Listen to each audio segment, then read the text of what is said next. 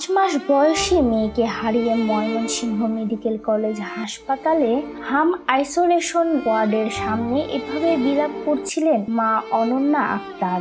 হৃদয় বিদারক এই দৃশ্য দেখে ভিজে ওঠে সবার চোখ।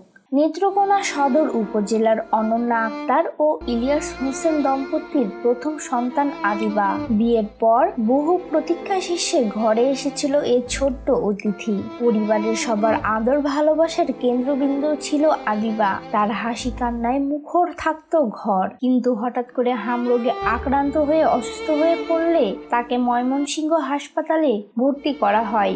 এরপর থেকেই চলছিল তার চিকিৎসা। প্রতিদিন সুস্থ হয়ে ওঠার আশায় প্রহর গুনছিলেন বাবা মা, কিন্তু শেষ পর্যন্ত সব আশাকে ব্যর্থ করে দিয়ে না ফেরা দেশে পাড়ি জমান আদিবা রেখে গেল অশ্রুসিক্ত বাবা মা ও স্বজনদের। আল্লাহ রে ডাক্তার উঠে না এখন ও জান জান জান কিছু হচ্ছে না।